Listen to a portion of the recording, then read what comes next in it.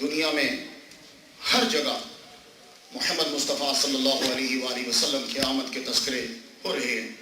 تو اس وقت تو سعودی عرب میں، دبئی میں، جتنے بھی مڈل ایسٹ کے ممالک ہیں، ایون کہ میں بھی سری لنکا سے آیا ہوں، 2 لیکچر تھے وہاں. جس گلی میں میں رہ رہا تھا اس گلی کو اس وقت سجایا جا رہا تھا، لوہے کے بڑے بڑے راڈ لگائے جا رہے تھے. تو وہ سنگلی، سری لنکا کے اصلی بندوں کو سنگلی، ان کی لینگویج کو بھی بولتے ہیں، وہ بدھسٹ ہیں سارے.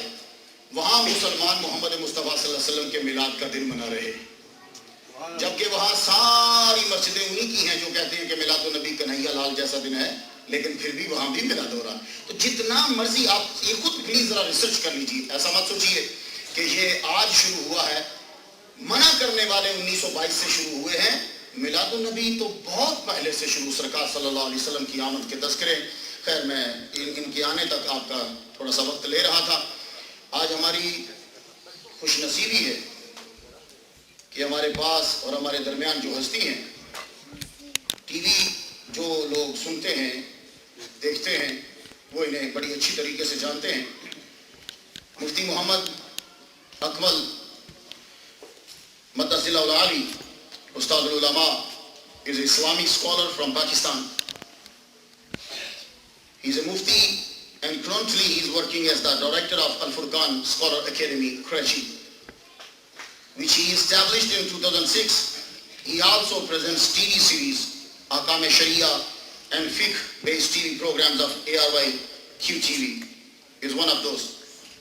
He was born on Sunday, 5th May 1968, according to Wikipedia, in Karachi, Pakistan. He received contemporary education in Karachi and completed chemical engineering. In the beginning of his religious career, he served in the preaching activities with Dawat Islami. In the beginning, he got Islamic education from Mufti Riyaz principal. Then he went to Lahore, where he got enrolled in the Sunni Madrasa, Jamia Nizamiya Rizviya, Lahore, from 7 years. آپ بہت بڑے scholar ہیں. آپ نے کچھ مولوی ہوتے ہیں، صرف مولوی ہوتے ہیں، لیکن جب آپ نے انجینئرنگ کرنے کے بعد پھر اس رستے کو جو ہے وہ چنا. اور جامعہ نظامیہ ایک بہت بڑا مدرسہ ہے. ہم کبھی کبھی جایا کرتے تھے وہاں. ویسے میں نے سارا پڑھا جامعہ نعیمیہ سے. ڈاکٹر سرفراز نعیمی شہید رحمۃ اللہ علیہ میرے استاد محترم ہیں. اور حضرت جو ہے مفتی صاحب، یہ جامعہ رضویہ یہ بھی ہمارا نظامیہ، یہ بھی بہت بڑا ہمارا مدرسہ ہے اور بڑا قدیم مدرسہ ہے. وہاں سے انہوں نے پڑھا. اس کے بعد پھر یہ دین کی تبلیغ کے لیے چل پڑے UK کے اندر. وہاں بھی ان کے لیکچرز ہوتے ہیں ARY پہ روزانہ مختلف انداز میں، اور کوئی ایسا ٹاپک نہیں ہے جو حضرت نے چھوڑا ہو. Allah the Almighty has blessed the humanity with such personality who have dedicated their lives to guide the mankind to the straight path which they had forgotten. All the prophets of Allah Ta'ala had performed the same duty of guiding the humanity to the way of salvation. Our beloved Muhammad sallallahu alaihi wasallam is the last and the final messenger of Allah Ta'ala. And after him, this noble task has been assigned to the scholar, ulama of this ummah. Beloved Prophet Muhammad sallallahu alaihi wasallam declared the scholars as his inheritors and the inheritors of all messengers.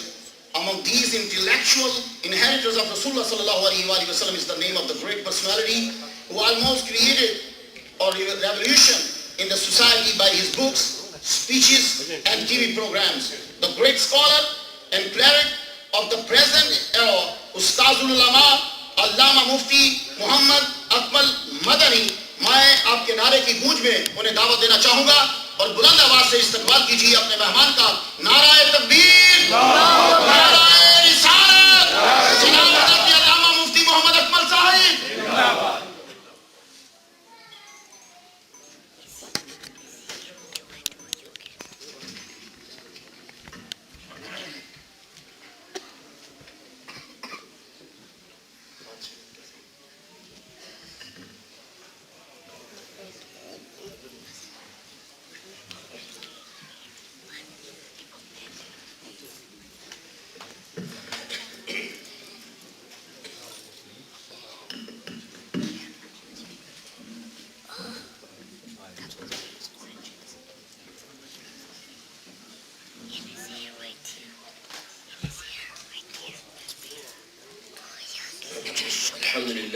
العالمين والصلاة والسلام على سيد الأنبياء والمرسلين أما بعد فأعوذ بالله من الشيطان الرجيم بسم الله الرحمن الرحيم قال تبارك وتعالى في القرآن المجيد والفرقان الحميد إنا أنزلناه في ليلة القدر وما أدراك ما ليلة القدر ليلة القدر خير من ألف شهر صدق الله العظيم وصدق رسوله النبي الكريم. میں حضرت کا بڑا مشکور ہوں کہ آپ نے بہت بڑے کلمات سے چھوٹے سے آدمی کا تعارف کروایا. اللہ تعالیٰ جیسا یہ حسن ظن رکھتے ہیں مجھے ویسا بنا دے. اور آپ سب کو بھی مشکور ہوں کہ رات کے اس پہر آپ بیٹھے ہیں اور بیان سن رہے ہیں. میں گزارش کروں گا خصوصاً بہنوں سے کہ تھوڑی دیر خاموش رہ کر بیان سماعت فرمائیں. ویسے تو یہ التجائیں اکثر عورتوں کے سامنے بیکار ہی جاتی ہیں، لیکن چلے کہ رسمی کارروائی ہی صحیح. اور جتنے یہاں بیٹھے ہوئے ہیں آپ سب سے گزارش ہے کہ ہم لوگ سنتے کم ہیں، ریکارڈنگ پہ زیادہ توجہ کرتے ہیں، اور ارادہ یہ ہوتا ہے کہ بعد میں جا کے انشاءاللہ غور سے سنیں گے، اور یہ ہماری میجر مسٹیک ہوتی ہے. اس وقت اسی محفل میں آپ بیٹھے ہیں، اللہ تعالیٰ کی جو رحمت برکتیں اس محفل پہ نازل ہو رہی ہیں. آپ اکیلے جا کر کتنا ہی اس کو سنیں، آپ کو وہ برکت کبھی حاصل نہیں ہو سکتی. ریکارڈ کرنا چاہیں تو آپ کی مرضی ہے، لیکن جب آپ کسی محفل اور مجلس میں بیٹھتے ہیں تو اس کے آداب میں سے یہی ہے کہ بہت غور سے بیان کو سماعت فرمائیں، آپس میں گفتگو نہ کریں، موبائل پر کالز وغیرہ اٹینڈ نہ کریں، بلکہ موبائل کو بند ہی کر دیں، اور درمیان سے بلا ضرورت اٹھ کر نہ پیچھے جائیں نہ آگے آنے کی کوشش کریں، کیونکہ اس سے سب ڈسٹرب ہو جاتے ہیں. تو چند باتیں انشاءاللہ میں عرض کروں گا، انہیں بغور سماعت فرمائیں گے تو انشاءاللہ امید ہے کہ جو آپ اپنا قیمتی وقت نکال کر یہاں آئے ہیں آپ کو فائدہ حاصل ہوگا. یہ جو ویڈیو بنا رہے ہیں اگر تھوڑی دیر آپ بیٹھ جائیں ایک جگہ کیمرہ لگا کر تو ویڈیو شاید اتنی امپورٹنٹ نہیں ہوگی جتنا بیان کو سننا شاید نفع بخش ہوگا. ایک دفعہ درشی پڑھ دیا اللہم صلی علی سیدنا.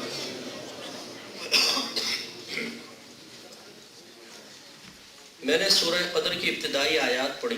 شاید آپ کو تعجب بھی ہوا ہوگا کہ میلاد کے موقع پر سورہ قدر کی تلاوت. اس کا میلاد مصطفیٰ صلی اللہ علیہ وسلم سے تعلق کچھ اس طرح ہے کہ سورہ قدر میں اللہ تعالیٰ نے ایک بات بیان فرمائی ہے کہ انا انزلناہ فی لیلۃ القدر، کہ بے شک ہم نے قرآن کو اس رات میں نازل فرمایا.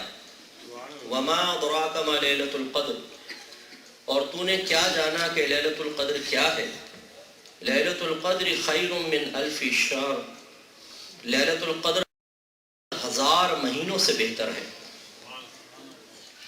گویا کہ لوح محفوظ سے آسمان دنیا پر جب قرآن نازل ہوا تو وہ رات اتنی متبرک ہو گئی کہ اللہ تبارک و تعالیٰ نے اسے 83 سال 4 ماہ سے زیادہ اگر کوئی عبادت کرے اس سے بھی افضل قرار دیا.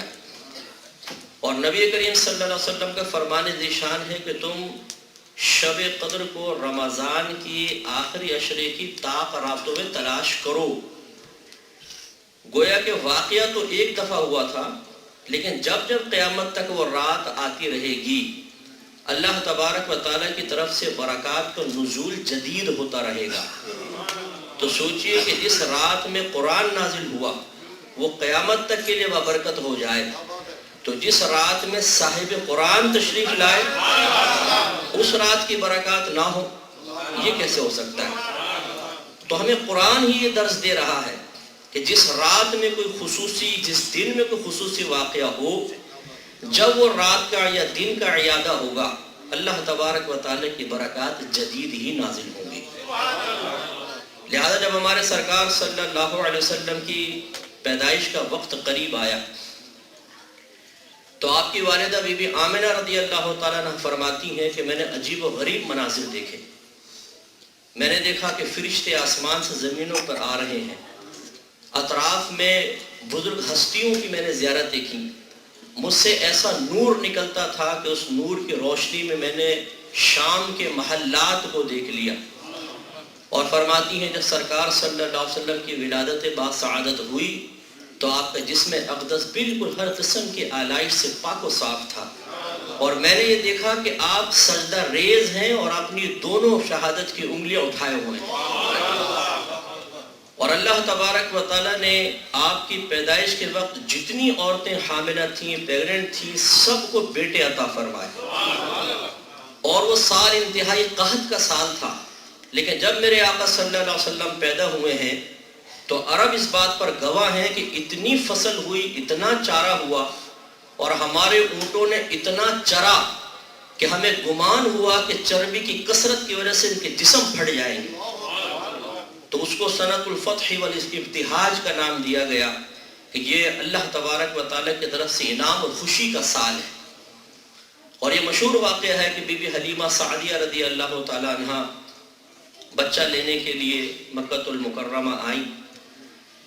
اور یہ ضمناً آپ کو میں مسئلہ عرض کر دیتا ہوں کہ شرعی مسئلہ یہی ہے کہ ماں پر اپنے بچے کو دودھ پلانا واجب نہیں ہے. اگر بچہ ماں کے علاوہ کسی کا دودھ قبول کر لیتا ہے تو ماں پہ لازم نہیں کہ وہ دودھ پلائے، جیسے کہ عربوں میں دستور تھا. یہ واقعہ یقیناً نبی کریم صلی اللہ علیہ وسلم کے اعلان نبوت سے پہلے کا تھا. لیکن جب میرے آقا صلی اللہ علیہ وسلم نے اعلان نبوت فرمایا اور اس معاملے کو قائم و دائم رکھا تو یہ عین شریعت بن گیا. خود نبی کریم صلی اللہ علیہ وسلم کے صاحبزادے مرضعہ کے پاس بھیجے گئے اور وہ دودھ پلایا کرتی تھی. تو عربوں میں دستور تھا کہ دائیاں گاؤں سے آتی تھیں اور بچوں کو اپنے ساتھ لے جاتی تھی. اور اس کی وجہ یہ تھی کہ گاؤں میں جو لینگویج تھی عربک لینگویج بالکل خالص تھی، فصیح و بلیغ عربک. اور شہروں میں چونکہ باہر کے قافلے آتے تھے اور آپ کو پتہ ہے کہ پھر ذرا الفاظ دوسری قوموں کے بھی شامل ہو جاتے ہیں تو وہ فصاحت باقی نہ رہی تھی. تو اپنے بچوں کو بھیجا کرتے تھے تاکہ دائیاں لے جائیں اور بچوں کو دودھ پلائیں اور وہ دودھ کے ذریعے فصاحت و بلاغت بچوں میں داخل ہو. لہذا حلیمہ سعدیہ رضی اللہ تعالیٰ نے خود فرماتی ہیں کہ جب میں گھر سے چلی تو جس گدھی پر میں سوار تھی، یہ مدارج النبوت کی روایت کے مطابق آپ کو عرض کر رہا ہوں، وہ اتنی لاغر تھی کہ میں تمام عورتوں سے پیچھے رہ گئی تھی. اور سب کے پاس اونٹنی اور جانور تھے، وہ تیز تیز چلی گئی مکے اور میں پیچھے. اور ہمارے پاس ایک اونٹنی تھی جو دودھ بالکل نہیں دیتی تھی کیونکہ کھلانے کے لیے کچھ تھا ہی نہیں. اور بھوک کی وجہ سے ہمیں رات کو نیند نہیں آتی تھی. خالی پیٹ میرا بچہ تھا، دودھ پیتا بچہ تھا، میرے شوہر تھے اور میں تھی. اور ہمارے پاس اتنا کھانا نہیں تھا کہ ہم رات کو پیٹ بھر کر سوئیں، کھا کر سوئیں. تو پھر ہم رات کو جاگا کرتے تھے بھوک کی تکلیف کی وجہ سے. تو کہتے ہیں جب میں مکۃ المکرمہ آئی تو چونکہ عورتیں جلدی جلدی پہنچ گئی تھیں تو انہوں نے بڑے بڑے گھرانوں کے بچوں کو لیا اور سب نے سنا کہ یہ ایک یتیم بچہ پیدا ہوا ہے. تو عورتوں نے گمان کیا کہ شاید وہاں سے تو ہمیں اتنا کچھ نہیں ملے گا. تو میرے آقا صلی اللہ علیہ وسلم کو یتیم سمجھ کے عورتوں نے چھوڑا. بی بی حلیمہ سعدیہ رضی اللہ تعالیٰ عنہ فرماتی ہیں جب میں مکے میں داخل ہوں مجھے پتہ چلا کہ ایک ہی بچہ باقی ہے، عبد المطلب کا پوتا ہے، وہ باقی رہ گیا ہے اور یتیم بچہ ہے. تو میں نے شوہر سے مشورہ کیا کہ ان کو لوں یا نہ لوں. تو میرے شوہر نے کہا کہ اس بچے کو چھوڑتے نہیں، ہم لے ہی لیتے ہیں، خالی ہاتھ جانے کا کیا فائدہ. تو کہتی ہیں جب میں وہاں پر پہنچی تو میں نے سرکار صلی اللہ علیہ وسلم کو گود میں لیا تو آپ سب ریشم میں لپٹے ہوئے تھے. اور کہتی ہیں جیسی میں نے گود میں لیا ایک نور نکلا جس نے اطراف کو روشن کر دیا. اور جب میں نے آپ سوئے ہوئے تھے، جب آپ کے چہرے سے کپڑا ہٹایا تو سرکار مسکرائے اور اپنی آنکھیں کھول دی. کہتی مجھے اتنا پیار آیا کہ میں نے فوراً ارادہ کر لیا کہ میں اس بچے کو لے کے جاؤں. اور کہتی ہیں کہ میں بھوکی تھی، پیاسی تھی، میرے دودھ نہیں اترتا تھا، لیکن جیسی میں نے ان کو گود میں لیا میرے دودھ اتر آیا اور میں نے بچے کو ایک طرف سے دودھ پلایا. جب فارغ ہوئی تو پھر دوسری طرف سے دودھ دینے لگی تو آپ نے انکار کر دیا. حضرت ابن عباس رضی اللہ تعالیٰ عنہ فرماتے ہیں کہ اس کی وجہ یہ تھی کہ بی بی حلیمہ سعدیہ رضی اللہ تعالیٰ عنہ کا خود ایک بیٹا تھا. تو ہمارے آقا صلی اللہ علیہ وسلم ابھی گود میں ہیں، لیکن شعوری بلوغت کا عالم یہ ہے کہ دوسرے پستان سے اس لیے دودھ نہیں پی رہے کہ میرے بھائی کا حق مارا جائے گا، اور سرکار نے اس کو چھوڑا اپنے بھائی کے لیے. اور کہتی ہیں اس کے بعد میں اس کو لے کے جب اپنے شوہر کے پاس آئی تو میرے شوہر بھی دیکھ کے فریفتہ ہو گئے کہ اتنا خوبصورت بچہ. اور کہتی ہیں جب ہم اونٹنی کے پاس آئے تو ہم نے دیکھا کہ وہ اونٹنی جس کا پیڑ دبا ہوا تھا، پسلیاں باہر تھیں اور تھن سوکھ گئے تھے، اس کے تھن دودھ سے بھرے ہوئے تھے. اور ہم نے خوب پیٹ بھر کر دودھ پیا اور اس رات ہمیں بڑی گہری نیند آئی. اور میرے شوہر نے مجھ سے کہا کہ تم کتنے بابرکت بچے کو لے آئی ہو، دیکھو کیسی اس کی برکت ظاہر ہوئی. صبح جب ہم واپس جانے لگے تو میں اپنی گدھی پہ سوار ہوئی، وہی گدھی جو بالکل لاغر تھی، مردار سی تھی، لیکن جیسی میں سرکار کو لے کے اس پہ بیٹھی، اس نے اپنا سر اٹھایا اور انتہائی اکڑ کر چست و توانا ہو کر تمام عورتوں کی سواریوں سے آگے نکل گئی. تو عورتیں حیران ہوئی، کہنے لگی کہ حلیمہ یہ تو نے وہی گدی لی ہے نا کہ جس پر تم آئی تھی؟ تو میں نے کہا ہاں بالکل یہ وہی ہے، لیکن اصل مسئلہ یہ ہے کہ پہلے یہ سوار نہیں تھا، اب یہ سوار اس پر ہے. اور اس گدھی نے فصیح زبان میں کہا کہ تمہیں نہیں پتا کہ مجھ پر کون سوار ہے؟ مجھ پہ سید العالمین سید المرسلین سوار ہے. اور کہتی ہیں جب میں کعبۃ اللہ کے پاس سے گزری تو کعبۃ اللہ سرکار کے لیے جھک گیا، اور میں جس وادی سے گزرتی تھی اللہ تبارک و تعالیٰ اس وادی کو سرسبز و شاداب کر دیتا تھا. اور جب میں گھر لے کر آئی تو میں اپنے جانوروں کو جس وادی میں چرنے بھیجتی تھی اس میں اتنا چارہ ہوتا تھا کچھ انتہا نہیں. تو لوگوں میں معروف ہو گیا کہ جہاں حلیمہ سعدیہ کی بکریاں یا حلیمہ سعدیہ کے جانور چرتے ہیں اس وادی میں اپنے جانور کو بھیجو کیونکہ اس وادی میں برکت ہے. تو ان سے تھوڑا سا آپ اندازہ کریں کہ جب اللہ تبارک و تعالیٰ نے سرکار کی پیدائش پر عورتوں کو لڑکے عطا فرمائے، قحط سالی کو دور فرمایا، ناتواں کو توانا کر دیا، کمزور کو مضبوط اور طاقتور کر دیا، تو جب جب یہ اوقات آتے رہیں گے اللہ تبارک و تعالیٰ کی رحمت اور برکتیں اسی طرح نازل ہوتی رہیں گی. ارے تکبیر، ارے رسالت. تو اس لیے ایسے جب مواقع آئیں تو سمجھدار انسان وہ ہے کہ جو آپ میں سے بہت سارے بزنس مین بیٹھے ہوں گے، جب سیزن آتا ہے تو پھر آپ اس سیزن سے فائدہ اٹھاتے ہیں. یہ نیکیوں کے جو سیزن آتے ہیں اس میں بھی سمجھداری کا مظاہرہ کرنا چاہیے. تو جو شریعت نے خوشی کے اظہار کے جائز طریقے ہمیں بتائے ہیں ان طریقوں سے اظہار خوشی کرنی چاہیے.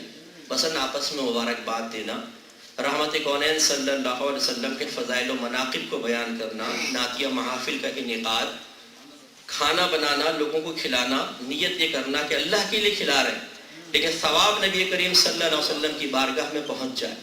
اور یہ اچھی طرح یاد رکھیں، یہ ہمارے سرکار صلی اللہ علیہ وسلم کی عادت کریمہ ہے کہ جب کوئی آپ کی خدمت کرتا ہے سرکار اظہار عاجزی کرتے ہوئے اس کو احسان سے تعبیر فرماتے ہیں.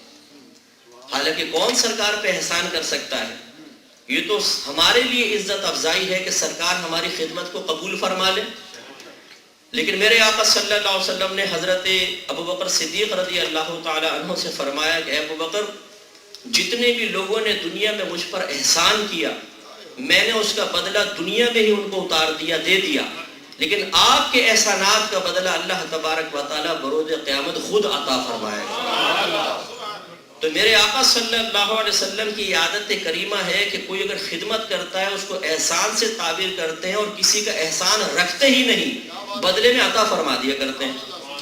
تو لہٰذا اگر کوئی خوش دلی کے ساتھ سرکار صلی اللہ علیہ وسلم کے لیے اہتمام کرتا ہے، پیسہ خرچ کرتا ہے، وقت نکالتا ہے، جیسے بھی آپ بیٹھے ہوئے ہیں، یہ بیکار نہیں ہے. اللہ تبارک و تعالیٰ کے کرم و عطا سے بارگاہ رسالت میں آپ کی حاضری مقبول ہو گئی تو پھر سرکار فیض جاری فرما دے. حضرت ربیع بن سلمان ایک بہت بڑے بزرگ گزرے، وہ کہتے ہیں کہ میں ایک مرتبہ حج کے لیے جا رہا تھا، میرے شہر کے قافلے والے ساتھ تھے. ہم ایک جگہ کہیں ہم نے پڑاؤ ڈالا. پہلے زمانے میں گدھوں پر، خچروں پر، اونٹوں پہ سفر ہوتے تھے حج کے. تو ہم نے کہا چلو تھوڑی دیر ٹھہر کے آرام کر کے پھر نکلتے ہیں اور پھر آگے انشاءاللہ سفر جاری رکھیں گے. تو میں بازار کی طرف نکل گیا تو میں نے دیکھا کہ کچرے کے ڈھیر پر ایک عورت ایک جانور، مردار جانور کا گوشت کاٹ کاٹ کے، اور فرماتے ہیں وہ گدھا تھا، اس کا گوشت کاٹ کے تھیلے میں رکھ رہی ہے۔ تو میں نے دل میں گمان کیا ایسا تو نہیں کہ یہ عورت کوئی ہوٹل کی مالکہ ہو اور یہ مردار کھلا رہی ہے لوگوں کو، چلو پیچھا کرتا ہوں تاکہ اس کے جرم پر اس کی گرفت کروں۔ تو کہتے ہیں میں پیچھے پیچھے چلا، اس عورت کا حال بہت ہی مفلوق قسم کا تھا، مفلوق الحال تھی۔ وہ چلتی ہوئی ایک گلی سے گزر کر ایک پرانے سے مکان کے سامنے پہنچی، دروازہ بجایا، دروازہ کھولا تو 3-4 لڑکیاں دروازے پر آئیں اور ان کی حالتیں بھی بڑی نازک تھیں، اور وہ عورت اندر داخل ہو گئی۔ کہتے میں قریب آیا اور دروازے سے کان لگا کر سنا تو وہ عورت اپنی بچیوں سے کہہ رہی تھی کہ بیٹا لو اسی کو پکا لو اور اللہ کا شکر ادا کرو۔ تو کہتے ہیں جب یہ میں نے بات سنی تو میرے دل پہ کوئی چوٹ سی لگی، تو میں نے دروازہ بجایا اور کہا کہ اللہ کی بندی تجھے اللہ کا واسطہ ہے کہ تم دروازہ کھول۔ اس نے کہا کون ہے؟ تو کہا میں ایک مسافر ہوں اور میں نے آپ کی بات سن لی ہے تو میں چاہتا ہوں کہ میں آپ سے کچھ گفتگو کروں۔ اس عورت نے کہا ٹھیک ہے اندر آ جائیے۔ آپ نے کہا مجھے بتاؤ یہ معاملہ کیا ہے؟ اس عورت نے کہا کہ بھائی بات دراصل یہ ہے کہ میں ہوں سید زادی، آل رسول میں سے ہوں، میرے شوہر کا انتقال ہو گیا اور تنگ دستی ہم پر غالب آ گئی، اور خاندانی غیرت اس بات کی اجازت نہیں دے رہی تھی کہ کسی کے سامنے دست سوال دراز کروں۔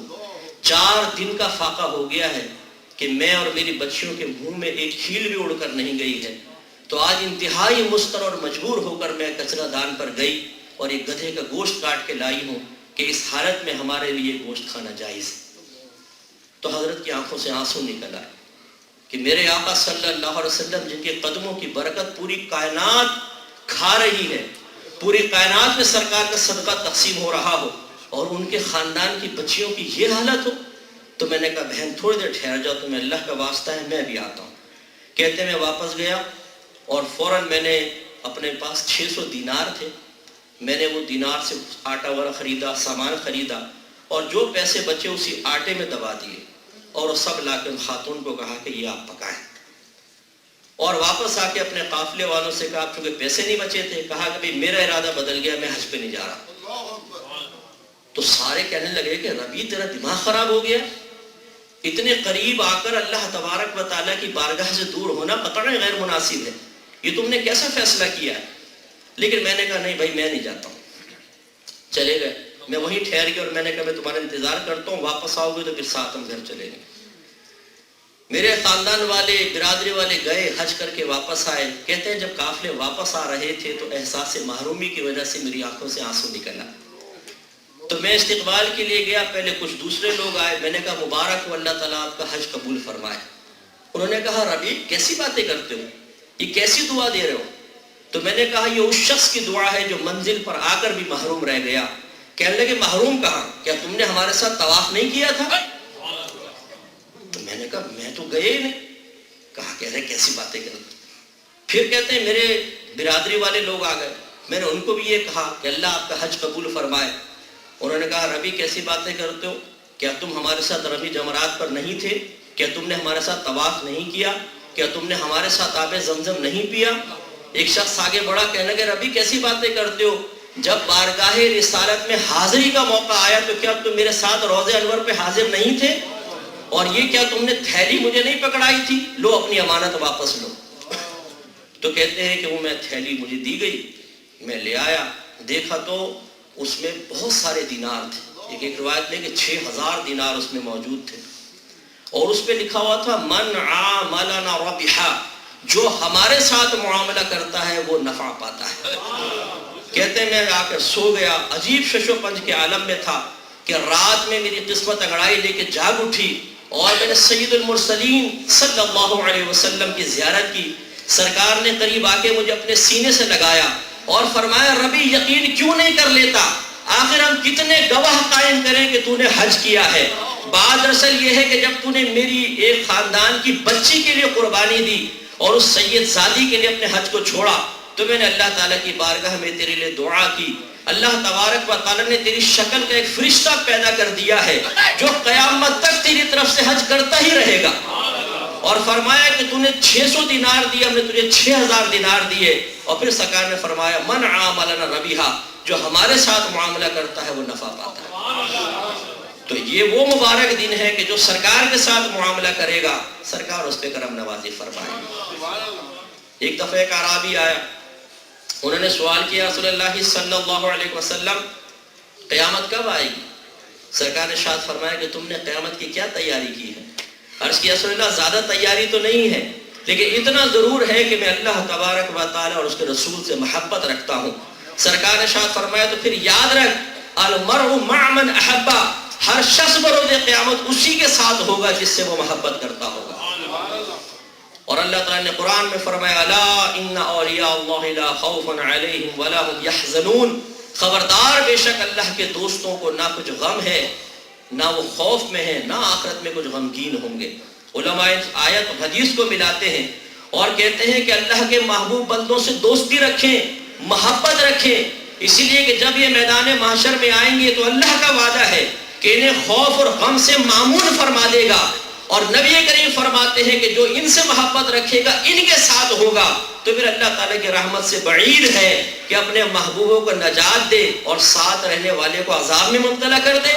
امید ہے کہ اللہ تعالیٰ اس کی بھی بخشش فرما دے.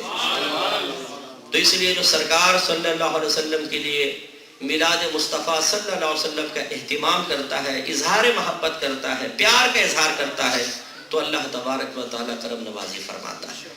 اور میدان محشر میں میرے آقا صلی اللہ علیہ وسلم کی وہ حکومت نظر آئے گی کہ جو حکومت نہ پہلوں نے کبھی دیکھی نہ بعد والوں نے کبھی دیکھی. یقینی سی بات ہے کہ جو سرکار کے لیے تڑپتا رہے، جو سرکار کے لیے محبت کا اظہار کرے، جو سرکار کے لیے پیسہ خرچ کرے، جو سرکار کے لیے اپنا وقت نکالتا ہے، تو کیا یہ تمام چیزیں میرے آقا صلی اللہ علیہ وسلم کی بارگاہ میں پیش نہیں کی جاتی؟ صحیح حدیث میں موجود ہے، سرکار نے فرمایا کہ ہر پیر اور جمعرات کو امتوں کے اعمال نبیوں کی بارگاہ میں پیش کیے جاتے ہیں. اگر اچھے اعمال ہوتے ہیں وہ خوش ہوتے ہیں، اور اگر برے اعمال ہوں تو وہ امت کے لیے دعا فرمایا کرتے ہیں. تو جب ہمارے یہ اعمال سرکار کی بارگاہ میں پہنچیں گے، آپ دیانتداری سے بتائیے آپ کے بچے کی سالگرہ ہو رہی ہو اور میں $5000 کا تحفہ لا کے آپ کے بچے کو دوں، آپ کا دل خوش ہوگا کہ نہیں ہوگا؟ بولیے بھئی دل خوش ہوگا کہ نہیں ہوگا؟ حالانکہ میں آپ کو تو نہیں دے رہا ہوں، میں تو آپ کے بچے کو تحفہ دے رہا ہوں، لیکن بچہ تو آپ سے تعلق رکھتا ہے نا. تو جو اللہ کے حبیب کا میلاد بنائے، محبت کا اظہار کرے، تو اللہ تعالیٰ سب سے زیادہ اپنے حبیب سے محبت کرتا ہے. تو پھر اللہ تعالیٰ کرم کیوں نہیں فرمائے گا؟ اور جب میدان محشر میں میرے آقا صلی اللہ علیہ وسلم کی حکومت اور شان ظاہر ہوگی، جو اپنے بھی مانیں گے اور پرائے بھی مانیں گے. مسلم شریف اٹھا کے پڑھیے، 5-6 حدیثوں کا میں مجموعہ ذکر کر رہا ہوں، سب کو مکس کر کے ملا کر الگ الگ الفاظ میں میں ان کو ملا کر ذکر کر رہا ہوں کہ اعمال سب وہاں جمع ہو جائیں گے. اعمال کا حساب شروع نہیں ہو رہا ہوگا، سورج 1.25 میل کے فاصلے پر ہوگا، زمین تانبے کی بنا دی جائے گی، لوگ سب پریشانی کے عالم میں ہوں گے تو آپس میں مشاورت کریں گے کیا کریں. تو کوئی ایک مشورہ دے گا، ایسا کرتے ہیں کہ اپنے والد ابو البشر حضرت آدم علیہ السلام کی بارگاہ میں چلتے ہیں، ان سے فریاد کرتے ہیں کہ وہ کم از کم اللہ کی بارگاہ میں سفارش کر کے حساب و کتاب تو شروع کروائیں، آگے کا معاملہ تو پھر دیکھا جائے گا. تو اب آپ غور کریں کہ حضرت آدم علیہ السلام کے زمانے سے لے کر قیامت تک جتنے انسان آئے سب وہاں جمع، چرندے پرندے درندے جنات اور ہزار کروڑ فرشتے اس میدان معاشر میں جمع ہیں. اور اتنے بڑے میدان میں آدم علیہ السلام کی بارگاہ میں پہنچنا کس قدر مشکل کام، رش سے نکل کر جانا. اگر تصور کریں اگر پیچھے والا آدمی اٹھ کر یہاں تک آئے تو اسے بھی دقت ہوگی، حالانکہ یہاں بہت کم لوگ ہیں، یعنی اتنے زیادہ لوگ تو نہیں کتنے میدان معاشر میں ہیں، کتنی مشقت سے وہاں پہنچیں گے. جب یہ سارے چلتے چلتے وہاں پہنچیں گے اور فریاد کریں گے کہ حضور اللہ کی بارگاہ میں سفارش، آپ فرمائیں گے کہ نہیں، آج یہ منصب میرے پاس نہیں. میں تھوڑا شارٹ کر رہا ہوں، یہ منصب میرے پاس نہیں، تم ابراہیم علیہ السلام کے پاس جاؤ، ہو سکتا ہے وہ تمہاری سفارش کریں.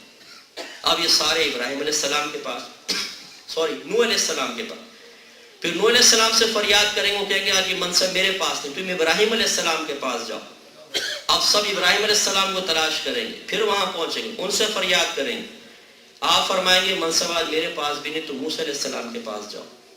موسیٰ علیہ السلام یہی فرمائیں گے یہ منصب میرے پاس نہیں، تم عیسیٰ علیہ السلام کے پاس جاؤ. اور جب عیسیٰ علیہ السلام سے فریاد ہوگی تو وہ کہیں گے کہ یہ منصب آج میرے پاس بھی نہیں. آج اگر اللہ تعالیٰ کی بارگاہ میں کوئی سفارش کر سکتا ہے تو وہ حبیب خدا محمد مصطفیٰ صلی اللہ علیہ وسلم ہے، کیونکہ اللہ تبارک و تعالیٰ نے آپ کی برکت سے آپ کے اگلوں اور پچھلوں کے بھی سارے گناہ بخش دیے ہیں. وہ انشاءاللہ ضرور تمہاری شفاعت کریں گے. اب یہ سارا مجمع سرکار کی بارگاہ میں پہنچے گا اور فریاد کرے گا. ہمارے سرکار جواب میں یہ نہیں کہیں گے کہ یہ منصب آج میرے پاس بھی نہیں، فرمائیں گے انا لہا، ہم میں شفاعت کے لیے ہوں.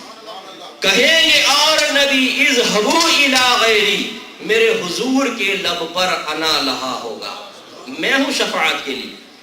سرکار فرماتے ہیں کہ میں اپنے آپ کو اللہ تعالیٰ کی بارگاہ میں سجدہ ریز پاؤں گا تو اللہ تعالیٰ ارشاد فرمائے گا ارفع راسک یا محمد، اے محمد اپنا سر اٹھائیے، سل تعطا، آپ سوال کیجئے آپ کو عطا کیا جائے گا، اشفع تشفع، آپ شفاعت کیجئے تمہاری شفاعت قبول کی جائے گی.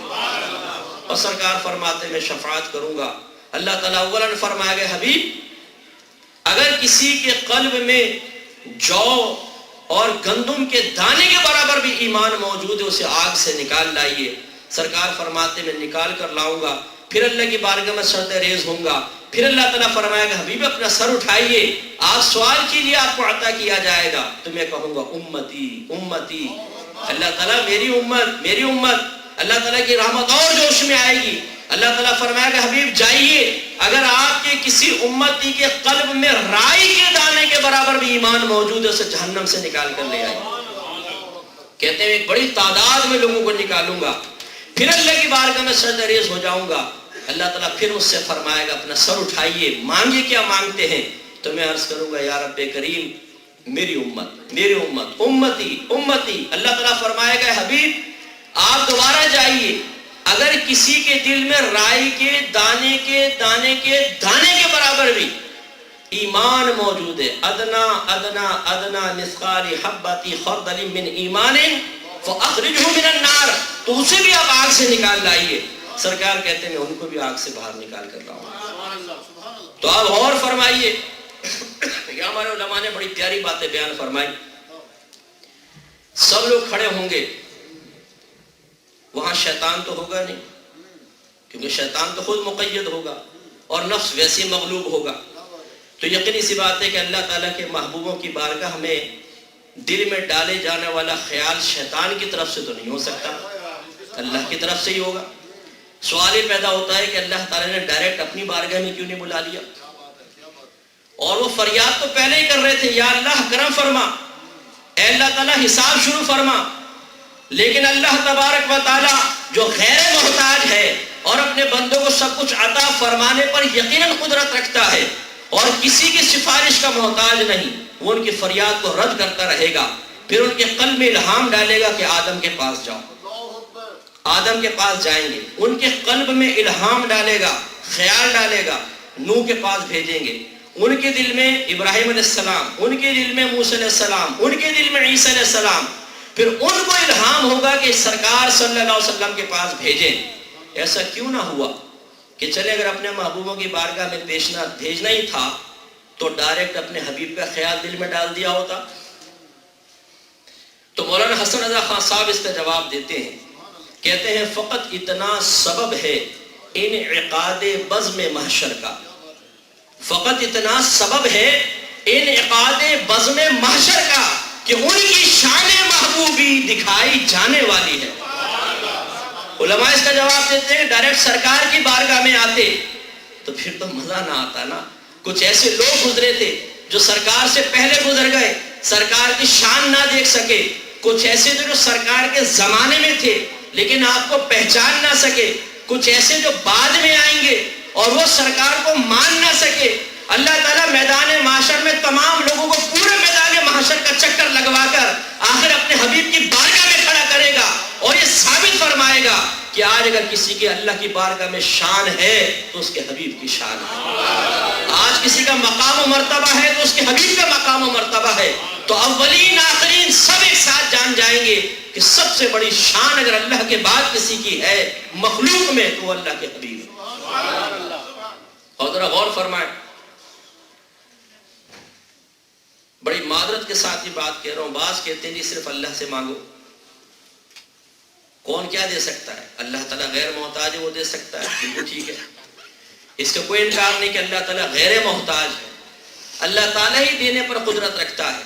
اللہ تبارک و تعالیٰ سے ہی طلب امداد افضل بھی ہے، اولا بھی ہے.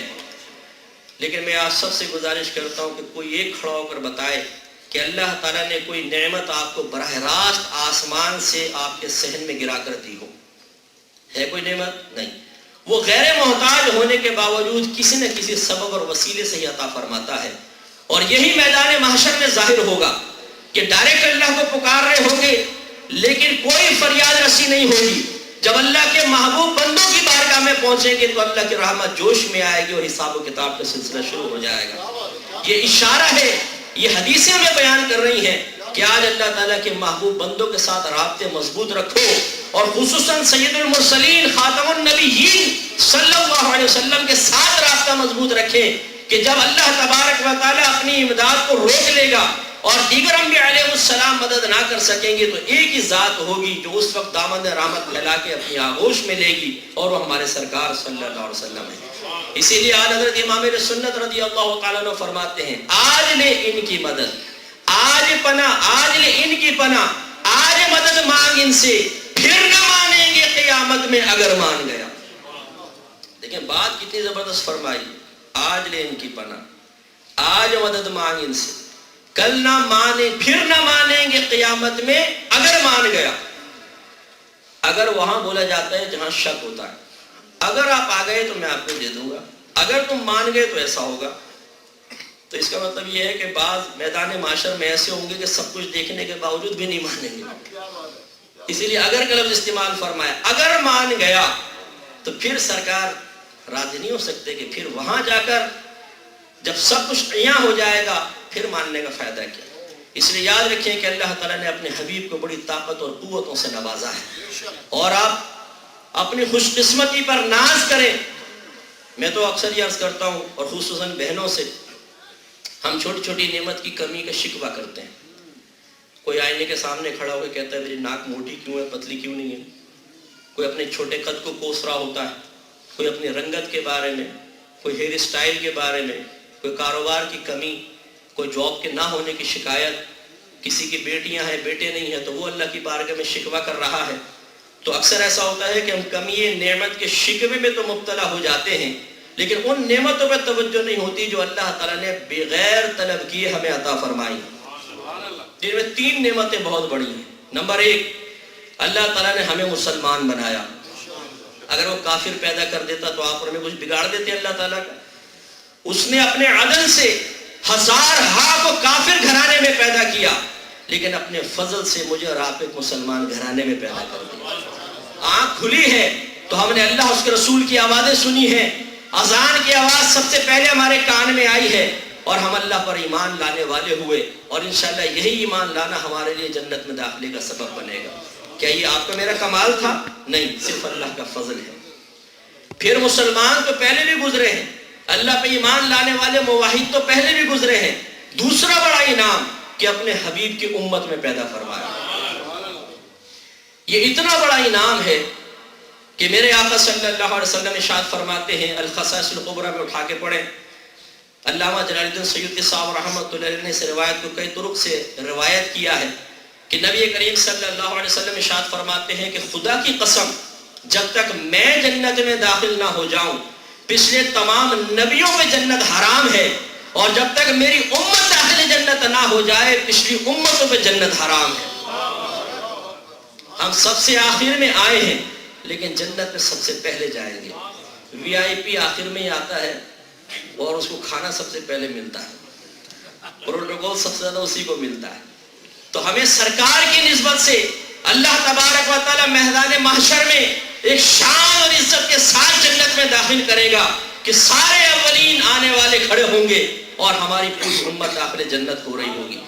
یہ کیا آپ کی میری خوبصورتی کی وجہ سے ہے، عقل مندی کی وجہ سے ہے، امریکہ میں رہنے کی وجہ سے ہے، ہماری افرادی قوت کی وجہ سے ہے، بڑے بزنس کی وجہ سے نہیں، یہ میرے آقا صلی اللہ علیہ وسلم کے قدموں کا صدقہ ہے جو اللہ تعالیٰ نے طلب کیے بغیر محض اپنے فضل سے ہمیں عطا فرمایا اور جنت کا راستہ آسان کر دیا۔ اور تیسرا کرم بالائے کرم کہ اللہ تعالیٰ نے ہمیں اہل محبت میں پیدا کیا۔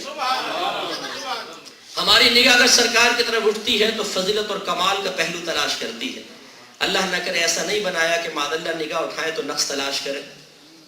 دو عالم تھے، ایک سرکار کے فضائل و کمالات بیان کر رہے تھے اور دوسرے کچھ فضائل و کمالات کی کمی کا ذکر کر رہے تھے۔ مناظرہ ہو رہا تھا، کئی دن تک مناظرہ چلتا رہا، کوئی ایک فتح یاد نہیں ہو رہا تھا۔ اگلا دن لاسٹ ڈے تھا، تو جو صحیح العقیدہ اور خوش عقیدہ شخص تھے جو سرکار کے فضائل و کمالات کا تذکرہ کر رہے تھے، وہ گھر آئے، انہوں نے کسی کتاب کو ہاتھ نہیں لگایا، مصلی پر بیٹھ گئے، اللہ تعالیٰ کی بارگاہ میں فریاد کی، یا رب کریم مجھے کچھ الہام فرما۔ اللہ تعالیٰ نے قلب میں الہام فرمایا، آرام سے سوئے۔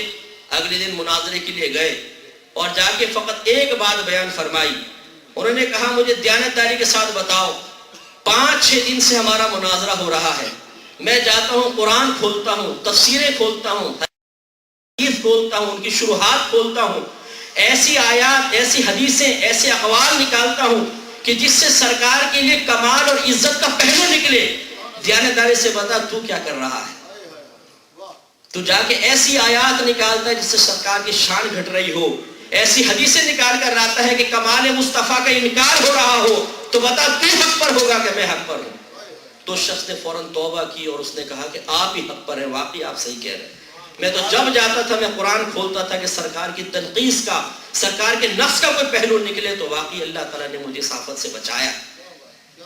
تو یہ اللہ تعالیٰ کا بڑا کرم ہے کہ اللہ تعالیٰ نے ہمیں اہل محبت میں پیدا کیا ہے، ہم سرکار سے پیار کرنے والے ہیں، محبت کرنے والے ہیں، سرکار کے نام پر اپنی جانیں قربان کرنے والے ہیں۔ اللہ تعالیٰ کا یہ بہت بڑا کرم ہے، اور اس کرم کی وجہ سے، اس نسبت کی وجہ سے جو اللہ کا ہم پر انعام ہوا ہے، اس کے بعد اگر کوئی کہے کہ معاذ اللہ اللہ نے مجھے دیا ہی کیا ہے، تو کس قدر پست ذہنیت کا حامل شخص ہوگا۔ اگر کوئی بہن اپنے شوہر کی کم سیلری کو دیکھ کر اور دوسری عورت کے شوہر کے بڑے بزنس کو، بڑے مکان کو اور اس کے زیور کے بہت سارے سیٹس کو دیکھ کر اللہ کی بارگاہ میں شکوہ کرے اللہ تو نے مجھے دیا ہی کیا ہے، تو اس بہن کو ذرا سوچنا چاہیے کہ اللہ نے تو آپ کو وہ دیا ہے کہ خدا کی قسم کائنات کی ساری نعمت ایک طرف رکھ دیں اور سرکار سے نسبت اور پیار اور محبت کی نعمت کو ایک طرف رکھیں، کوئی نعمت اس کے مقابل ہو ہی نہیں سکتی۔ جب دیکھیں سرکار سدرت گئے سفر معراج پر، سدرت المنتہا پر پہنچے، یہ وہ مقام تھا کہ جس سے آگے کوئی بھی چیز نہیں جاتی ہے۔ سدرہ درخت کا نام ہے اور منتہا اس مقام کو کہتے ہیں جس مقام پر ہر چیز کی انتہا ہو جائے۔ تو جبریل امین ساتھ ساتھ جا رہے ہیں، نوری مخلوق ہیں، اور ہمارے سرکار بشر ہیں۔ سرکار کی بشریت کا انکار کرنا کفر ہے، یاد رکھیں، ہر نبی بشر ہوتا ہے، لیکن حدیثوں کے اندر چونکہ آیا اس لیے ہم یہ جرات کرتے ہیں کہ میرے آقا صلی اللہ علیہ وسلم نے ارشاد فرمایا اول ما خلق اللہ نوری، کہ اللہ تبارک و تعالی نے سب سے پہلے میرے نور کو پیدا فرمایا۔ تو سرکار اصل کے اعتبار سے نور ہے کہ آپ کا نور تخلیق کیا گیا، پھر وہ نور لباس بشریت میں دنیا میں تشریف لایا ہے، اور اس نورانیت کا جب غلبہ ہوتا تھا تو اس کا منظر آپ یہ دیکھیے کہ جب سدرت المنتہا پر پہنچے ہیں تو جبریل امین ایک نوری مخلوق یہ کہہ رہی ہے اے اللہ کے رسول اگر ایک قدم بھی آگے بڑھاؤں گا تو اوپر ایسے انوار و تجلیات ہیں کہ میرا نور جل کر ختم ہو جائے گا۔ جواب میں سرکار نے فرمایا کہ اے جبریل جب نور ہلاک ہو جائے گا تو بشر تو بدرجہ اولا مرے گا۔ تو جبریل چلو واپس چلتے ہیں، پھر میں کہاں جا سکتا ہوں آگے؟ لیکن نہیں، میرے آقا صلی اللہ علیہ وسلم نے بڑے اطمینان سے جبریل امین سے فرمایا اے جبرائیل ٹھیک ہے آپ یہی رہیں، اور اپنی کوئی حاجت ہے تو ہمیں بتائیں، ہم اللہ کی بارگاہ میں پیش کر دیں گے۔ غور فرمائیں، ابراہیم علیہ السلام کو منجنیق پر نمرود نے باندھا، ان قریب آگ میں پھینکنے والا ہے، تو جبریل امین آئے اور کہا کہ اے اللہ کے خلیل اگر کوئی حاجت ہے تو ہمیں بتائیں، میں اللہ کی بارگاہ میں پیش کر دوں۔ تو آپ نے ارشاد فرمایا کہ حسبی اللہ و نعم الوکیل، میرا اللہ مجھے کافی ہے، وہ بہترین کارساز ہے۔ وہ اللہ کے خلیل ہیں، یہاں اللہ کے حبیب ہیں، وہاں بھی جبرائیل، یہاں بھی جبرائیل، لیکن فرق یہ ہے کہ وہاں جبرائیل کہہ رہے ہیں کہ اللہ کے خلیل اگر کوئی حاجتیں مجھے بتائیں میں اللہ کی بارگاہ میں پیش کر دوں، اور یہاں حبیب فرما رہے ہیں جبرائیل تمہاری کوئی حاجتیں مجھے بتاؤ میں اللہ کی بارگاہ میں پیش کر دوں۔ تو اب یہ نقطہ ہے سمجھنے والا کہ جبریل امین نے خواہش کا کیا اظہار کیا، اپنی قسمت پہ قربان جائیے۔ انہوں نے عرض کی یا رسول اللہ میری یہ خواہش ہے، آپ اللہ کی بارگاہ میں میری یہ التجا پیش کریں کہ جب آپ کی یہ امت پل صراط سے گزرنے لگے تو اللہ تبارک و تعالی مجھے توفیق عطا فرمائے، میں اپنے پر بچھا دوں اور آپ کی امت میرے پروں سے گزرتی ہوئی داخل جنت ہو۔ ذرا غور کریں، جبریل امین تمام فرشتوں کے رسول اور سردار ہیں، نوری مخلوق ہے، مقدس فرشتے ہیں، ہر نبی کے پاس اللہ کی وحی لے کر آنے والے ہیں، اور آپ جیسے یہاں بیٹھے ہوں اور کوئی جان بوجھ کے آپ کے ہاتھ پہ پیر رکھ دے تو برا محسوس کریں گے نا، اور اگر لٹا کے آپ کے منہ پہ اپنا پاؤں رکھ دے تو اور زیادہ بے عزتی محسوس کریں گے، کیونکہ اس میں ایک ذلت کا پہلو ہے۔ آپ غور کیجئے کہ جس فرشتے کو اللہ نے اتنی عزت عطا فرمائی وہ اپنے لیے بظاہر ایک ایسے عمل کو پسند کر رہا ہے جس میں بظاہر ذلت نظر آتی ہے، میں پر بچھاؤں اور یہ اپنے قدموں کو رکھتے ہوئے گزرتے ہوئے نکل جائیں، اس لیے کہ جبریل امین جانتے ہیں کہ بظاہر یہ ذلت ہے، لیکن اللہ تعالیٰ کے حبیب کی بارگاہ میں جب آپ کی امت کا مقام و مرتبہ ہے، سرکار اس سے محبت فرماتے ہیں میں جتنا اظہار عاجزی کروں گا اللہ تبارک و تعالیٰ میری عاجزی کو پسند کر کے مجھے اتنا ہی مقام عطا فرمائے گا۔ تو میرے آقا نعمت امام سنت رضی اللہ تعالیٰ عنہ اس پر ایک بڑا پیارا شعر بیان فرماتے ہیں، اور اس کا مفہوم یہ ہے کہ ذرا غور کرو کہ جب جبریل امین اپنی حاجت کی تکمیل کے سلسلے میں اللہ تعالیٰ کی بارگاہ میں سفارش بھیجنے کے لیے ہمارے نبی کے محتاج ہیں، تو ہمیں کیا ضرورت ہے کہ میدان محشر میں جبریل امین کا احسان لیں؟ تو پھر سرکار سے بارگاہ میں براہ راست عرض کرتے ہیں کہ پل سے اتارو راہ گزر کو خبر نہ ہو، یا رسول اللہ پل سے اتارو راہ گزر کو خبر نہ ہو، جبریل پر بچھائیں تو پر کو خبر نہ ہو۔ ایسا ہم گزرتے چلے جائیں کہ جبریل پر بچھا کے انتظار کر رہے ہو کہ ابھی یہ امت گزرے گی، پتہ چلا ہو تو دامن مصطفیٰ سے لپٹ کے جنت میں داخل بھی ہو گئی۔ تو آپ ذرا غور فرمائیں، یہ جو لاڈ اٹھائے جا رہے ہیں، یہ ناز اٹھایا جا رہا ہے، اللہ تعالیٰ کا مقدس فرشتہ اپنے پروں کو بچھانے کے لیے تمنا کا اظہار کر رہا ہے، کس وجہ سے؟ اس لیے کہ اللہ تعالیٰ نے اپنے کرم سے آپ کو مجھے اپنے حبیب کی امت میں پیدا کر دیا ہے۔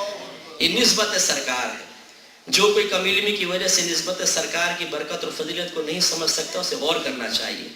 بعض لوگ کہتے ہیں نسبت کیا فائدہ دے گی؟ عمل فائدہ دیتا ہے، صرف عمل فائدہ دیتا ہے، عمل بھی فائدہ دیتا ہے، لیکن اسی وقت جب نسبت ہوتی ہے، دیکھیں کافر بھی عمل کر رہا ہے، این جی اوز کفار کی کتنا کام کر رہی ہے انسانیت کے نام پر، لیکن کیا ان کو میدان معاشر میں کچھ ملے گا؟ نہیں۔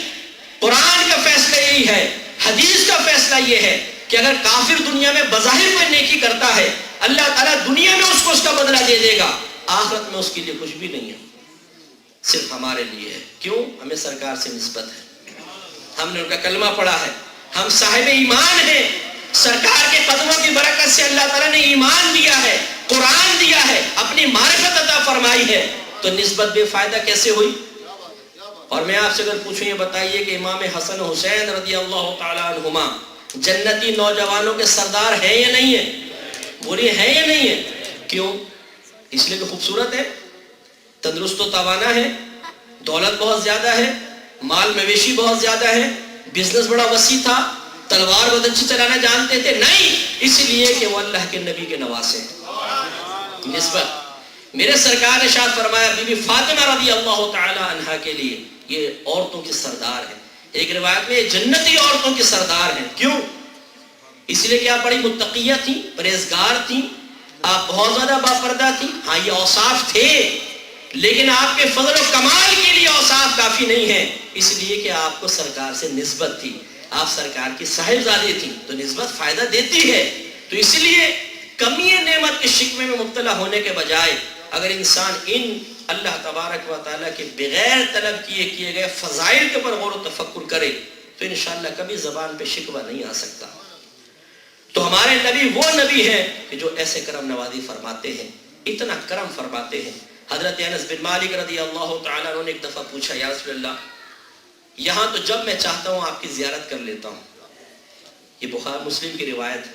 میں جب چاہتا ہوں آپ کی زیارت کر لیتا ہوں، میدان محشر میں آپ کو کیسے دیکھوں گا، کہاں ملیں گے؟ سرکار نے فرمایا کہ مجھے پل صراط پر مل جانا. عرض کی اگر وہاں نہ پاؤں تو فرمایا میزان پر آ جانا. عرض کی اگر وہاں بھی نہ پاؤں تو فرمایا پھر حوض کوثر پر آ جانا. ان 3 مقام کے علاوہ میں کہیں پر بھی نہیں ملوں گا. شارحین اس کی شرح بیان فرماتے ہیں کہ سرکار پل صراط پر اس لیے نہیں کھڑے ہوں گے کہ آپ کو پار کرنے کی تشویش ہے، بلکہ اس لیے کھڑے ہوں گے کہ اگر کوئی امتی ڈگمگائے تو اس کو سہارا دے کر پار اتارنا. میزان پر اس لیے نہیں آئیں گے کہ آپ کے اعمال تل رہے ہوں گے، بلکہ اس لیے آئیں گے کہ اگر کسی امتی کا کوئی ترازو کا پلڑا نیچے ہو رہا ہے، بدی کا پلڑا بھاری ہو رہا ہے، تو اپنے کرم سے اس کو اوپر کر دیں. اور حوض کوثر میں پھر اس لیے آئیں گے کہ جو میرے امتی پیاسے وہاں پر آ رہے ہیں، اپنے مبارک ہاتھوں سے حوض کوثر کے چھلکتے ہوئے جام پلا دیں.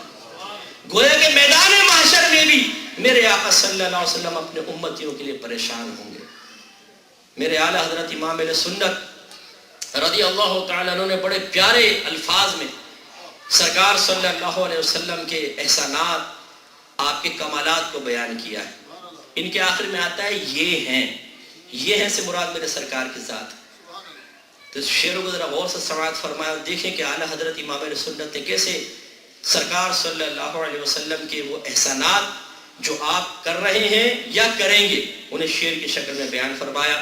تو آپ کہتے ہیں کہ سچی بات سکھاتے یہ ہیں، سچی بات سکھاتے یہ ہیں، سیدھی راہ چلاتے یہ ہیں، ہلتی نیو جماتے یہ ہیں، روتی آنکھ ہنساتے یہ ہیں، جلتی جان بجھاتے یہ ہیں، فیض جلیل خلیل سے پوچھو آگ میں بھاگ لگاتے یہ ہیں، قصر دنا تک کس کی رسائی جاتے یہ ہیں، آتے یہ ہیں، رنگے بے رنگوں کا پردہ دامن ٹھک کے چھپاتے یہ ہیں، اپنی بنی ہم آپ بگاڑے کون بناتے یہ ہیں، رب ہے معطی یہ ہیں قاسم رزق اس کا ہے کھلاتے یہ ہیں، ٹھنڈا ٹھنڈا میٹھا میٹھا پیتے ہم ہیں پلاتے یہ ہیں، نزع روح میں آسانی دے کلمہ یاد دلاتے یہ ہیں، مرقد میں بندوں کو تھپک کے میٹھی نیند سلاتے یہ ہیں، ماں جہاں ایک لوتے کو چھوڑے آ کہہ کے بلاتے یہ ہیں، باپ جہاں بیٹے سے بھاگے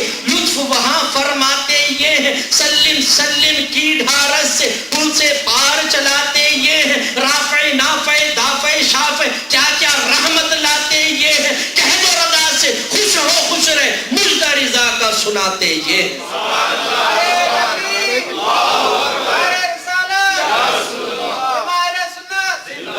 تو میرے آقا صلی اللہ علیہ وسلم اور آپ کی نسبت یہ دونوں با کمال ہیں.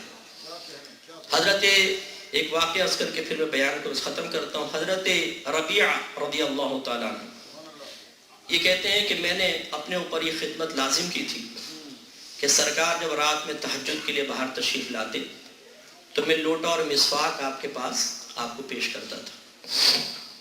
تو کہتے ہیں کہ سردیوں کی سخت سردیوں کی ایک رات تھی تو سرکار باہر تشریف لائے تو میں نے لوٹا اور مسواک پیش کیا. اور اس ڈیوٹی کی شدت اور سختی کو اگر آپ سمجھنا چاہیں تو یوں سمجھیں کہ سرکار صلی اللہ علیہ وسلم کا رات کا کوئی ایک معمول نہیں تھا. کبھی آپ ابتدائی رات میں سوتے تھے، آخر رات میں اٹھ کے تہجد پڑھتے، پھر سو جاتے، یعنی سنت فجر پڑھ کے پھر مؤذن آتا تو آپ فجر پڑھانے چلے جاتے تھے. اور یاد رکھیں کہ سرکار صلی اللہ علیہ وسلم جب وضو کر کے سو جاتے تھے تو خود ارشاد فرماتے ہیں ہم نبیوں کی آنکھیں سوتی ہیں دل نہیں سوتا. تو سرکار بغیر وضو یعنی جدید وضو نہیں کرتے تھے، آپ کا وضو سونے سے نہیں ٹوٹتا تھا، آپ جا کے نماز پڑھاتے تھے. اور کبھی سرکار درمیان رات میں اٹھتے تھے، شروع میں سو گئے، درمیان رات میں نماز پڑھی پھر سو گئے. کبھی اول رات میں تھوڑا سا سوئے، بس اول رات میں عبادت کی، پھر سارے رات سوئے، پھر فجر میں اٹھ گئے. اب ایک غلام جو باہر لوٹا اور مسواک لے کے بیٹھا ہوا ہے اور شدید سردی ہو اور گمان یہ ہو کہ شاید ابھی سرکار آئیں گے، ابھی آئیں گے اور ابھی آئیں گے، اس کی ڈیوٹی کتنی سخت ہے. تو لہذا جب سرکار اس سخت سردی کے رات میں باہر تشریف لائے تو حضرت ربیعہ رضی اللہ تعالیٰ عنہ نے لوٹا اور مسواک پیش کیا اور ابھی میں آپ کو بتا چکا ہوں کہ سرکار کسی کا احسان رکھتے نہیں ہیں. تو سرکار کی رحمت جوش میں آئی, فرمایا سل ربیعہ, مانگ کیا مانگتا ہے, سل ربیعہ.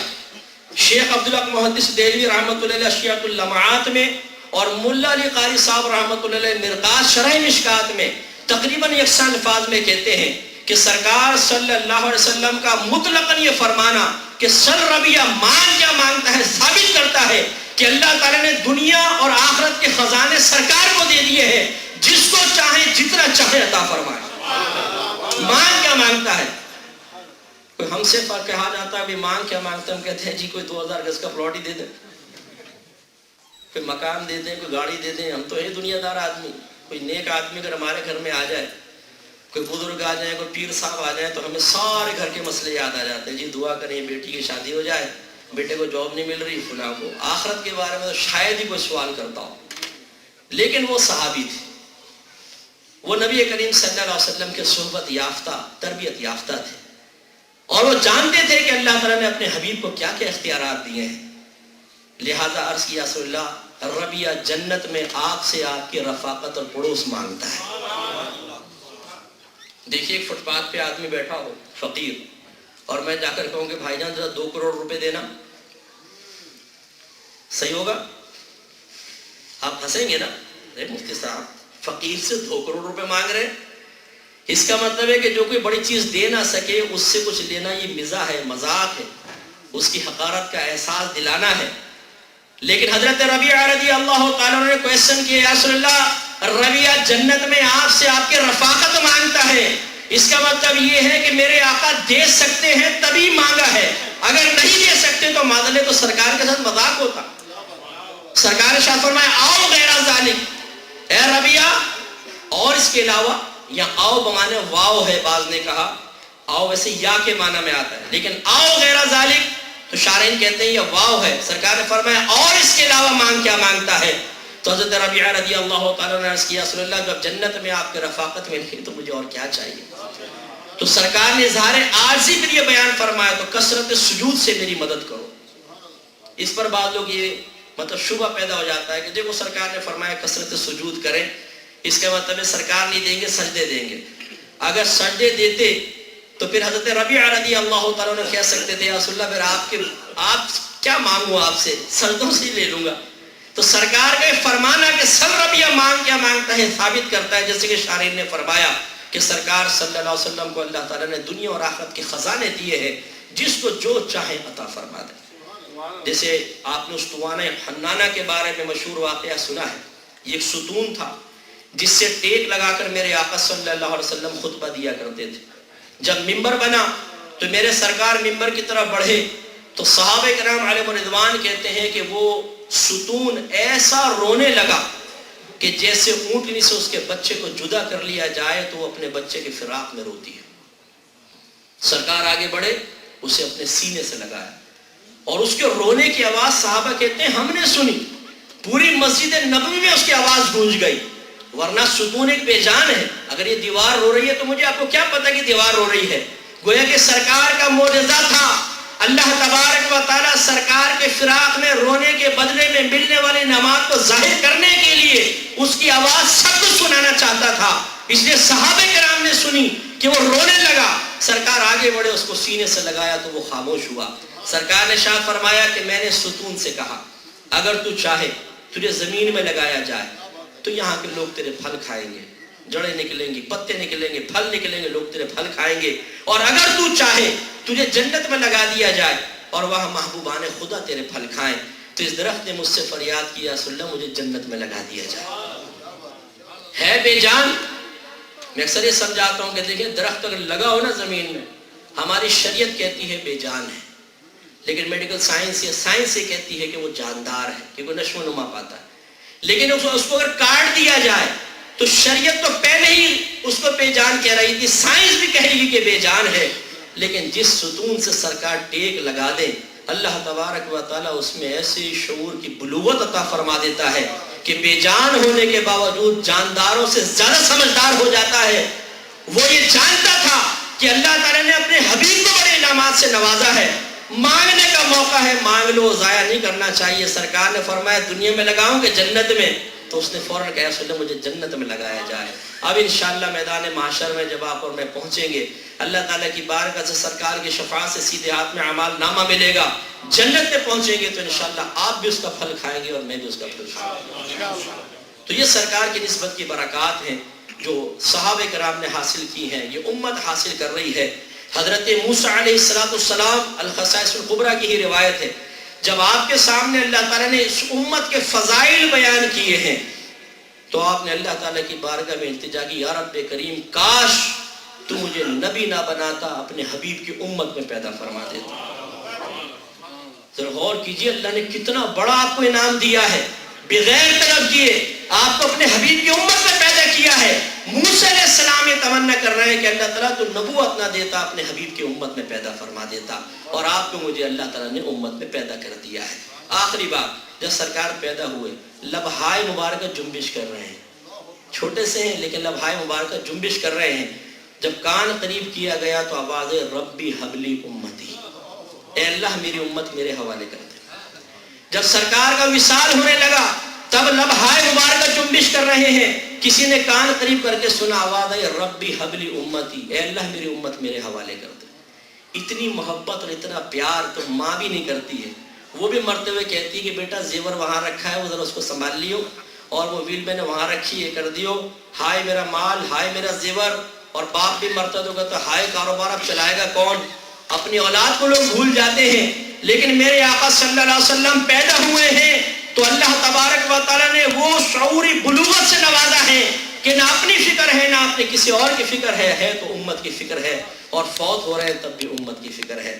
یہاں ایک آخر میں نفیس نکتہ عرض کرتا ہوں، دیکھیں اللہ تعالیٰ ہے ارحم الراحمین، تمام رحم فرمانے والوں میں سب سے زیادہ رحم فرمانے والا، اور ہمارے نبی ہیں رحمت للعالمین، تمام جہانوں کے لیے باعث رحمت۔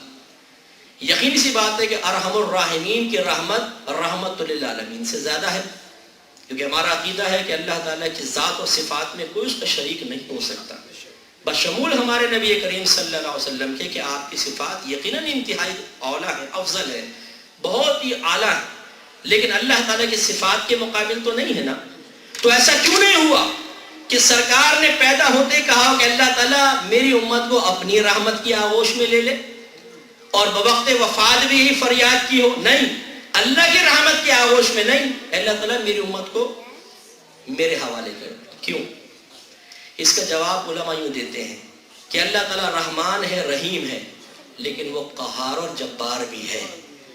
اگر سرکار ہی کہتے کہ اللہ تعالیٰ میری امت کو اپنی رحمت کی آغوش میں لے تو اللہ تبارک و تعالیٰ ہو سکتا ہے کہ اس کی قہاریت جباریت غلبہ پاتی اور کوئی امت پکڑا جاتا، مارا جاتا، لیکن میرے آقا سراپر رحمت ہے، یہاں قہر نہیں ہے، جبر نہیں ہے۔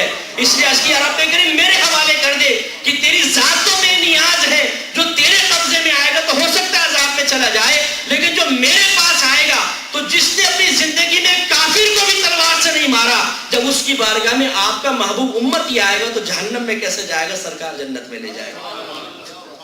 ایسے پیارے نبی کے اللہ نے ہمیں امت میں پیدا کیا ہے تو نبی کی قدر کریں، نبی سے پیار کریں، نبی سے محبت کریں۔ لیکن بس آخری بات کہ محبت کا مطلب یہ نہیں ہے کہ محبت محبت محبت کی تصویر روزانہ پڑھ لیں۔ اس کا مطلب یہ نہیں ہے کہ ہم 2-4 نعرے لگائیں، تھوڑی سی نعت خوانی کروائیں، 12ویں میں جھنڈیاں لگا لیں، جھنڈے لگا لیں اور کہیں جی محبت کا حق ادا ہو گیا۔ یاد رکھیں کہ جس سے محبت ہوتی ہے آدمی اس کا کہنا مانتا ہے۔ میں ایک چھوٹی سی مثال دیتا ہوں۔ ایک بیٹا اپنی ماں سے کہہ رہا ہے امی مجھے آپ سے بڑی محبت ہے، بہت پیار ہے، آپ کو میری جان قربان، میرا مال قربان، میرے بیوی بچے قربان، کاروبار قربان۔ ماں کہے اچھا بیٹا، اچھا ایک گلاس پانی تو پلا۔ اوہ اماں میرے پاس ٹائم نہیں ہے۔ اچھا بیٹا میرے پاس بیٹھ جا، 2-4 باتیں کر لے۔ ارے اماں میرے دوستوں کو ٹائم دیا ہوا ہے۔ بیٹا اس ٹائم باہر نہ نکل، حالات خراب ہیں۔ ارے اماں میں تو ضرور جاؤں گا۔ بیٹا فلاں سے مل، وہ بہت اچھا ہے۔ اماں اس کو تو شکل دیکھ کے نفرت پیدا ہو جاتی ہے۔ بیٹا اس سے نہ ملنا، وہ بہت برا ہے۔ اماں وہ تو میرا جگری یار ہے۔ لیکن پھر کہے اماں ویسے ایک بات بتاؤں، آپ سے محبت بہت ہے، آپ پہ میری جان قربان، میرا مال قربان۔ بتائیں دعوی محبت ماں میں سچا ہے کہ جھوٹا ہے؟ زور سے بولیں, مزہ نہیں آیا, زور سے بولیں. آپ سو تو نہیں رہے؟ یہ جھوٹا ہے کہ سچا ہے؟ اب ایک امتی کہے یا رسول اللہ میں آپ سے بڑی محبت رکھتا ہوں, آپ کے نام پہ میری جان قربان, مال قربان, بیوی بچے قربان, سب کچھ قربان, اور پھر سرکار ارشاد فرمائے کہ علم حاصل کرو, اور وہ کہیں یہ ٹائم نہیں ہے. سرکار فرمائے نماز پڑھو, یہ نماز کا ٹائم نہیں ہے. سرکار فرمائے جھوٹ مت بولو, جھوٹ کے بغیر تو گزارا ہی نہیں ہے. سرکار فرمائے دھوکہ نہ دو, فراڈ نہ کرو, ہم کہیں جی تو ہمارے رگوں کے اندر رچ بس گیا ہے. سرکار فرمائے ظلم نہ کرو, ہم اپنی بیویوں پر, اپنے بچوں پر, اپنے دوستوں پر, اپنے نوکروں پہ ظلم کریں, اور پھر کہیں یا رسول اللہ آپ سے محبت بہت ہے, اور نعرے لگائیں غلامی رسول میں کیا ہے, موت بھی قبول ہے. غلامی رسول میں ابھی ایک گولی چل جائے تو موت کیا قبول ہوگی وہ سب پتہ چل جائے گا. نعرے لگانے میں کیا جاتا ہے, گلے پھاڑ پھاڑ کے نعرے ہم لگاتے ہیں, اور جو جتنا بلند آواز سے نعرہ لگاتا ہم کہتے ہیں اتنا ہی بڑا عاشق رسول ہے. ہم نے یہ بھی ایک معیار قائم کر لیا, گلے پھاڑ کے نعرے لگاؤ تو یہ عشق رسول میں سب سے آگے ہے. حالانکہ عشق رسول میں سب سے آگے وہ ہوگا جو اپنے نبی کا کہنا مانتا ہوگا, جو اپنے نبی کا حکم مانتا ہوگا, جسے صحابہ کرام نے کیا. دیانتداری سے بتائیے, کیا قیامت تک صحابہ کرام سے بڑھ کر کوئی سرکار کا عاشق ہو سکتا ہے؟ بولے. حالانکہ اس دور میں ہماری جیسی مروجہ نعت خوانیاں نہیں تھی, ہمارے جیسے مروجہ 12ویں شریف اس زمانے میں نہیں تھی, لیکن ہے جائز. اس پہ کبھی میں دلائل انشاءاللہ عرض کروں گا, مکہ مسجد آئیے گا, وہاں پہ میں انشاءاللہ دلائل عرض کر دوں گا. اس کو ناجائز نہیں کہہ رہا ہوں, لیکن سمجھا رہا ہوں ایک بات, جو ہمارے ہاں معمولات ہیں ایسے تو اس دور میں نہیں تھے, لیکن اس کے باوجود آپ بھی اقرار کر رہے ہیں یہاں بیٹھ کر کہ صحابہ کرام سرکار سے سب سے زیادہ محبت اور عشق رکھا کرتے تھے. کیا وجہ تھی؟ اس لیے کہ انہوں نے سرکار کا کہنا مانا ہے, اطاعت کی ہے. سرکار کی زبان اقدس سے جملہ نکلا نہیں کہ انہوں نے پانی کی جگہ اپنے خون کو بہایا ہے. سرکار نے فرمایا مکہ چھوڑ دو, بیوی بچوں کو چھوڑو, کاروبار چھوڑو, اپنے باغات چھوڑو, مویشی چھوڑو, ٹھنڈے میٹھے پانی کے چشموں کو چھوڑو. لبیک یا رسول اللہ کہہ کے مکے سے ہجرت کر لی ہے. جب صحابہ مکے سے ہجرت کر کے مدینے پہنچے, انصار صحابہ سے فرمایا اپنا آدھا مال اپنے مہاجر بھائی کو دے دو. صحابہ کرام نے فوراً اپنے مال دے دیے. سرکار نے فرمایا جانیں قربان کرو, جانیں قربان کر دی. سرکار نے مال مانگا, صدیق اکبر نے پورا گھر کا مال لا کر دے دیا, عمر فاروق نے آدھا مال لا کر دیا. لوگوں نے مال کے ڈھیر لگا دیے. جو سرکار کے زبان اقدس سے نکلا صحابہ کرام نے پورا کیا. وہ سب سے بڑے عاشق رسول ہیں. اور ہم ہیں زبان کے غازی, ہمیں باتوں کے غازی. ہم سے باتیں کروا لیں بڑے بڑے دعوے, چیخنا چلانا, اس کے بعد عمل بالکل بھی نہیں. اپنے جو امتی نبی کی غلامی کا دعویٰ کرے اور پھر آقا کا کہنا نہ مانے. اگر آپ کی زوجہ آپ کا کہنا نہ مانے تو, آپ کے بچے آپ کا کہنا نہ مانے تو, آپ کے دکان میں کام کرنے والا امپلائی آپ کا کہنا نہ مانے تو, اگر آپ افسر ہیں آپ کا ماتحت کہنا نہ مانے تو, ہمارا موڈ آف ہوتا ہے کہ نہیں ہوتا کہ تم میرے ماتحت ہو کہ میرا کہنا نہیں مان رہے ہو. اور اگر آپ کسی قانونی پیچیدگی کی وجہ سے کچھ کارروائی نہیں کر سکتے, کم از کم ڈسہارٹ تو ہوتے ہیں کہ نہیں ہوتے. تو کیا میرے آقا صلی اللہ علیہ وسلم جو اس پوری کائنات کے آقا ہیں, سردار ہیں, جب وہ اپنے غلاموں کو حکم فرمائے اور غلام جان بوجھ کر نبی کریم کی نافرمانی کرے تو کیا آپ کو کوفت نہیں ہوتی ہوگی؟ کیا آپ کا دل نہیں دکھتا ہوگا؟ کیا آپ ڈسہارٹ نہیں ہوتے ہوں گے؟ کیا آپ کو رنج نہیں ہوتا ہوگا؟ جس امتی کے لیے پیدا ہوتا ہی فرمائے ربی حبلی امتی, بوقت وفات یاد رکھے, میدان محشر میں دیوانہ وار اپنے امتی کے لیے اللہ تعالیٰ کی بارگاہ میں سفارش کے لیے حاضری دے, اور وہ امتی سرکار کا کہنا نہ مانے, تو سوچئے کس قدر بے مروتی کی بات ہے. تو یہ کہنا تو آسان ہے کہ غلامی رسول میں موت بھی قبول ہے, لیکن کاش یہ نعرہ بھی لگے کہ غلامی رسول میں داڑھی بھی قبول ہے, غلامی رسول میں 5 وقت نماز باجماعت پڑھنا بھی قبول ہے, غلامی رسول میں علم دین کا سیکھنا بھی قبول ہے, غلامی رسول میں گناہوں کا چھوڑ دینا بھی قبول ہے, غلامی رسول میں بیوی بچوں کے ساتھ مناسب سلوک کرنا بھی قبول ہے, غلامی رسول میں دھوکہ فراڈ جھوٹ چھوڑ دینا بھی قبول ہے, غلامی رسول میں فیس بک پر لڑکیوں کو دوست بنانا ترک کر دینا بھی قبول ہے, فیک آئی ڈیز بنا کے جال ڈال کر اور کانٹے ڈال کر لڑکیوں کی مچھلیاں پکڑنا چھوڑ دینا بھی قبول ہے. یہ جب نعرے لگیں گے تو مزہ آئے گا. کاش ہماری بہنیں لگائیں نعرہ کہ غلامی رسول میں پردہ بھی قبول ہے, غلامی رسول میں شوہر سے بدتمیزی کو چھوڑ دینا بھی قبول ہے, غلامی رسول میں بدنگاہی چھوڑ دینا بھی قبول ہے, تو کمال ہوگا. اب آپ کہیں گے مفتی صاحب ہلکا ہاتھ رکھیں، ہم اتنے سختی کے عادی نہیں ہیں، ہم زیادہ سن لیں گے، اس کے بعد پھر آپ کو دوبارہ سننے نہیں آئیں گے، نہ آپ کو بلائیں گے، پھر بڑی شکریہ، بڑی مہربانی، تو میں یہاں پر آپ کو اللہ کا پیغام دینے آیا ہوں، آپ بلاتے ہیں نہیں بلاتے، آپ ناراض ہوتے ہیں یا خوش ہوتے ہیں، کم از کم میدان معاشر میں تو سرکار کی بارگاہ میں سرخرو پہنچوں گا، باقی آپ کا معاملہ آپ کے سپرد ہے۔ صحیح بات یہی ہے کہ مت کر نصیحت ناصحہ، دل میرا گھبرائے ہے، اس کو دشمن جانو ہوں جو مجھ کو سمجھائے۔